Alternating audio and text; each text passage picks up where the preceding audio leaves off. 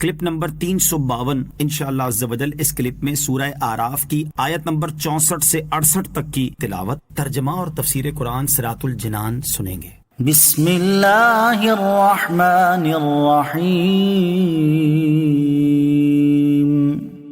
اللہ کے نام سے شروع جو نہایت مہربان رحمت والا ہے۔ فَكَذَّبُوهُ فَأَنجَيْنَاهُ وَالَّذِينَ مَعَهُ فِي الْفُلْكِ وَأَغْرَقْنَا الَّذِينَ كَذَّبُوا بِآيَاتِنَا إِنَّهُمْ كَانُوا قَوْمًا عَمِينَ۔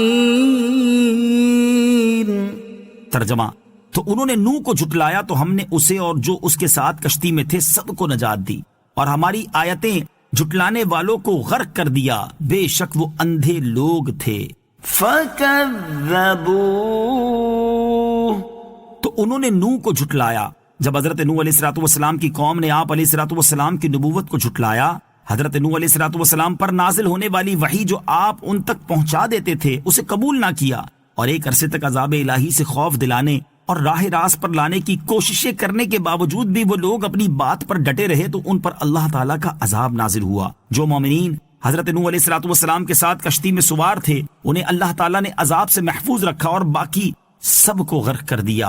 اس سے معلوم ہوا کہ اللہ عز و جل کے دشمنوں پر اس وقت تک دنیاوی عذاب نہیں آتے جب تک وہ پیغمبر کی نافرمانی نہ کریں۔ اللہ تعالیٰ فرماتا ہے: وَمَا كُنَّا مُعَذِّبِينَ حَتَّى نَبْعَثَ رَسُولًا۔ ترجمہ: اور ہم کسی کو عذاب دینے والے نہیں ہیں جب تک کوئی رسول نہ بھیج دیں۔ حضرت نوح علیہ السلام کی کشتی میں 40 مرد اور 40 عورتیں سوار تھیں، مگر آپ علیہ السلام کی اولاد کے سوا کسی کی نسل نہ چلی، اس لیے آپ کو آدم ثانی کہتے ہیں۔ آیت میں اللہ تعالیٰ نے مزید فرمایا: بے شک وہ یعنی کفار اندھے لوگ تھے، یعنی ان کے پاس نبوت کی شان دیکھنے والی آنکھ نہ تھی، ان کے دل اندھے تھے، اگرچہ آنکھیں کھلی تھیں، جیسا کہ حضرت عبداللہ ابن عباس رضی اللہ تعالیٰ عنہما نے فرمایا کہ ان کے دل اندھے تھے، معرفت کا نور ان کی قسمت میں نہ تھا۔ وَإِلَىٰ عَادٍ أَخَاهُمْ هُودًا قَالَ يَا قَوْمِ اعْبُدُوا اللَّهَ مَا لَكُم مِّنْ إِلَٰهٍ غَيْرُهُ افلا تتقون۔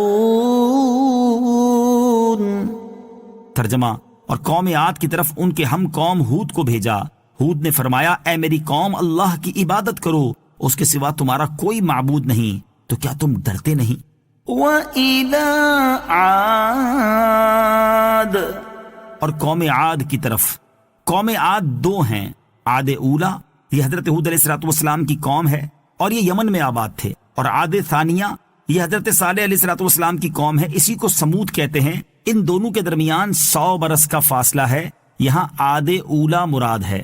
قال الملأ الذين كفروا من قومه إنا لنراك في سفاهة وإنا لنظنك من الكاذبين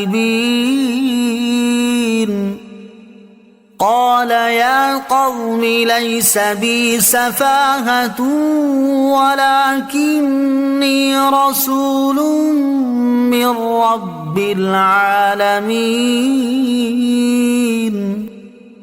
أبلغكم رسالات ربي وأنا لكم ناصح أمين۔ ترجمہ: اس کی قوم کے کافر سردار بولے: بے شک ہم تمہیں بے وقوف سمجھتے ہیں اور بے شک ہم تمہیں جھوٹوں میں سے گمان کرتے ہیں۔ ہود نے فرمایا: اے میری قوم، میرے ساتھ بے وقوفی کا کوئی تعلق نہیں، میں تو رب العالمین کا رسول ہوں، میں تمہیں اپنے رب کے پیغامات پہنچاتا ہوں اور میں تمہارے لیے قابل اعتماد خیر خواہ ہوں۔ لیس بی سفاہہ، میرے ساتھ بے وقوفی کا کوئی تعلق نہیں۔ کافروں نے گستاخی کر کے حضرت ہود علیہ السلام کو معاذ اللہ بے وقوف کہا، جس پر آپ علیہ السلام نے بڑے تحمل سے جواب دیا کہ بے وقوفی کا میرے ساتھ کوئی تعلق نہیں، اور اس کی وجہ بالکل واضح ہے کہ انبیاء کرام علیہ السلام کامل عقل والے ہوتے ہیں اور ہمیشہ ہدایت پر ہوتے ہیں۔ تمام جہان کی عقل نبی کی عقل کے مقابلے میں ایسی ہے جیسے سمندر کا ایک قطرہ، کیونکہ نبی تو وحی کے ذریعے اپنے رب عز و جل سے علم و عقل حاصل کرتا ہے، اور اس چیز کے برابر کوئی دوسری چیز کا ہونا محال ہے۔ سورہ آراف کی آیت نمبر 67 اور 68 سے معلوم ہونے والے مسائل۔ اس آیت سے دو مسئلے معلوم ہوئے۔ نمبر 1، جاہل اور بے وقوف لوگوں کی بدتمیزی و جہالت پر بردباری کا مظاہرہ کرنا سنت انبیاء کرام علیہ الصلوۃ والسلام ہے۔ نمبر 2، اہل علم و کمال کو ضرورت کے موقع پر اپنے منصب و کمال کا اظہار جائز ہے۔ صلو علی الحبیب صلی اللہ تعالی علی محمد صلی اللہ تعالی علیہ وسلم۔ مجھے اپنی اور ساری دنیا کی لوگوں کی اصلاح کی کوشش کرنی ہے انشاءاللہ عز و جل۔